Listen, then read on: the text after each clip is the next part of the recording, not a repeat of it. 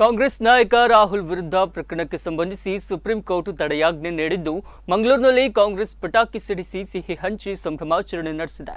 ಮೋದಿ ಉಪನಾಮ ಪ್ರಕರಣದಲ್ಲಿ ಕಾಂಗ್ರೆಸ್ ನಾಯಕ ರಾಹುಲ್ ಗಾಂಧಿ ಅವರನ್ನ ಅಪರಾಧಿ ಎಂದು ಘೋಷಿಸಿದ್ದ ಆದೇಶಕ್ಕೆ ತಡೆ ನೀಡಿದ ಸುಪ್ರೀಂ ಕೋರ್ಟ್ ತೀರ್ಪನ್ನು ಸ್ವಾಗತಿಸಿ ಕಾಂಗ್ರೆಸ್ ಕಾರ್ಯಕರ್ತರು ಶುಕ್ರವಾರ ನಗರದ ಮಲ್ಲಿಕಟ್ಟೆಯ ಕಾಂಗ್ರೆಸ್ ಭವನದ ಎದುರು ಪಟಾಕಿ ಸಿಡಿಸಿ ಸಿಹಿ ತಿಂಡಿ ಹಂಚಿ ಸಂಭ್ರಮಿಸಿದರು.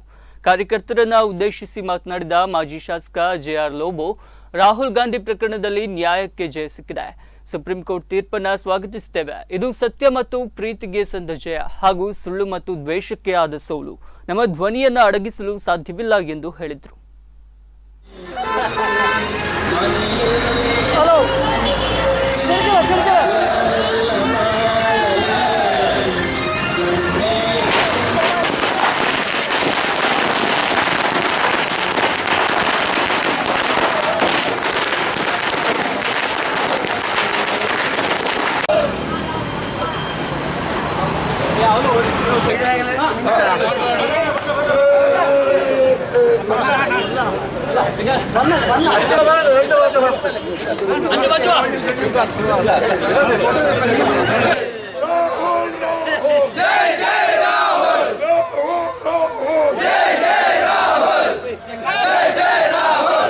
ರಾಹುಲ್ ಗಾಂಧಿ ಅವರ ವಿರುದ್ಧ ನಮ್ಮ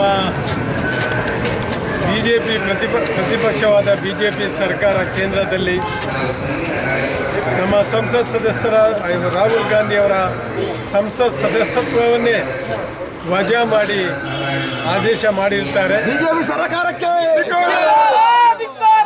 ಈ ಆದೇಶದ ವಿರುದ್ಧ ರಾಹುಲ್ ಗಾಂಧಿ ಅವರು ಸರ್ವೋಚ್ಚ ನ್ಯಾಯಾಲಯಕ್ಕೆ ಈಗಾಗಲೇ ಅಪೀಲನ್ನು ಸಲ್ಲಿಸಿದ್ದಾರೆ. ಸರ್ವೋಚ್ಚ ನ್ಯಾಯಾಲಯ ಮಧ್ಯಂತರ ಆದೇಶವನ್ನು ಕೊಟ್ಟು ತಡೆಯಾಜ್ಞೆಯನ್ನು ಸ್ಪೀಕರ್ ಅಥವಾ ಪಾರ್ಲಿಮೆಂಟ್ ಏನು ಆದೇಶವನ್ನು ಕೊಟ್ಟಿದೆ ಅದಕ್ಕೆ ತಡೆಯಾಜ್ಞೆಯನ್ನು ಕೊಟ್ಟಿದೆ.